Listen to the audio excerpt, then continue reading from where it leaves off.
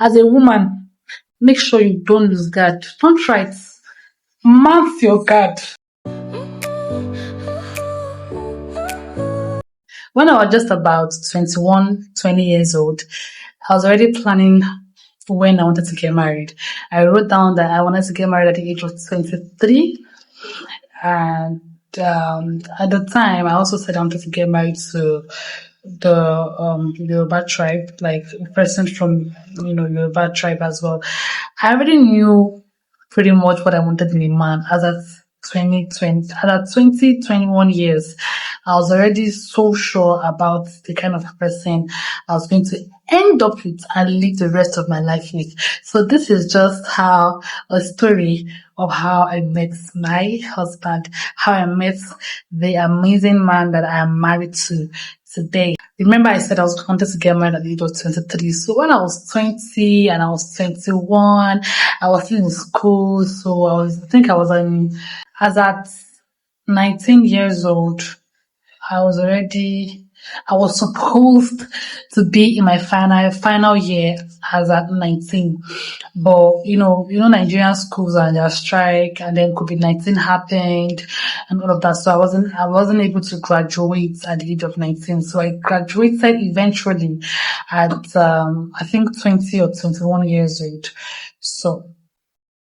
And I wanted to get married at the age of 23. So when I graduated from school, I went to serve. After that, I started to work. I was working, actually. And I was like, I'm already getting to 23 years old, and I've not seen husband.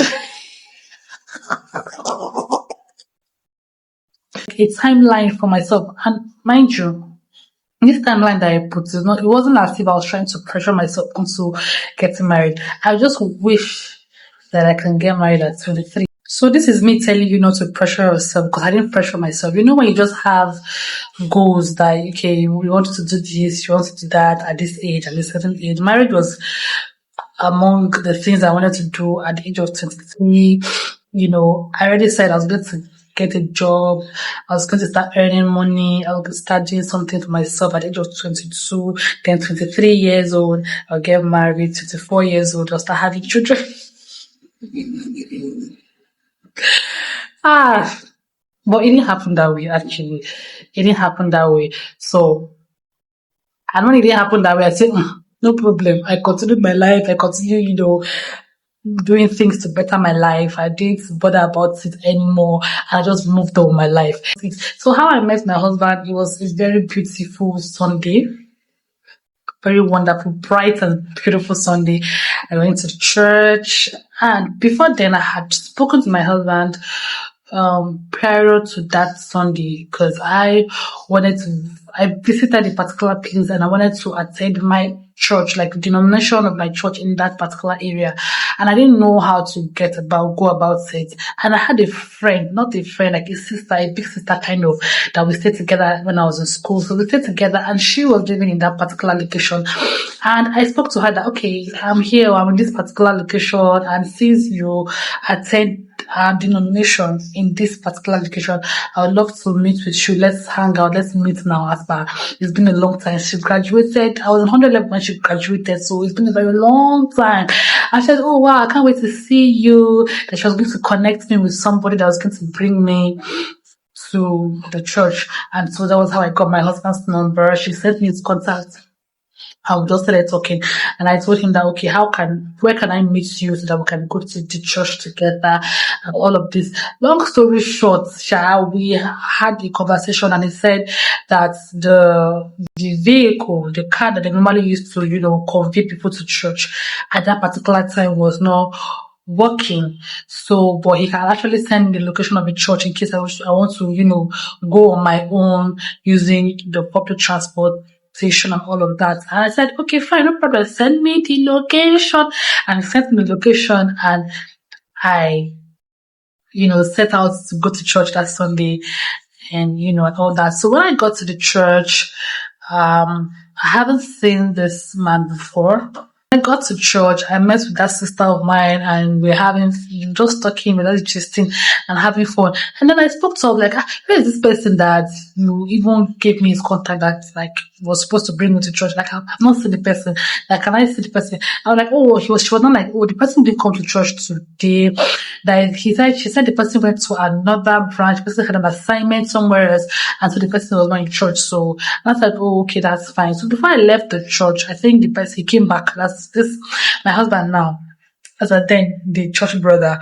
Then he came back to church, and then she's like, okay, look at the person that I gave your contact to.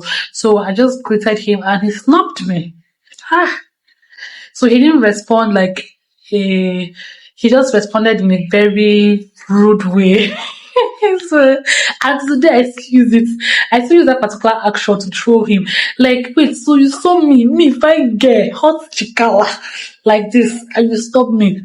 And then he always like he didn't stop me. He just wasn't here. He answered me. That I'm always saying to stop me, but he knows that he answered me. Actually, he answered me, but it wasn't in the way that I expected. I expected that everybody was supposed to be joyful. So I just felt like generally that he was just rude for no reason.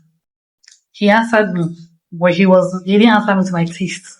So I felt like he was rude. And so after that, so I was just with that sister of mine, and we're just having a great time. We're just having conversations. She was just telling me so many, like, we had so many, like, catch-ups to do. It's been a very long time.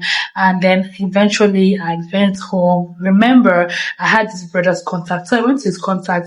I went to his DM that evening, and I told him that, oh, thank you very much for sending me the location. You remember, I felt that he was rude.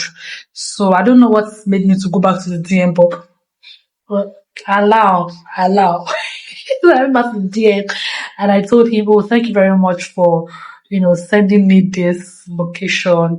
And I'm so happy. And he said, oh, great. So,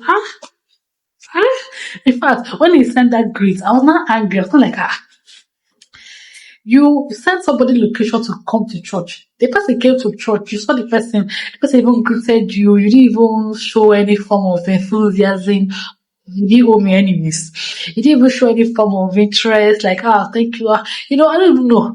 And then, on top of that, just now even came back to your DM to still thank you for, the help and all. I just said, oh, great.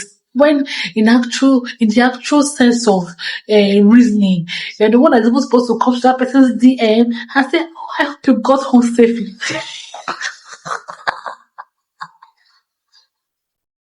As a woman, make sure you don't lose guard. Don't try it. Mount your guard. Mount it. Mount your guard. Don't bring down your guard for anybody. Let's talk of a man. Help brought my guard down. But here I am.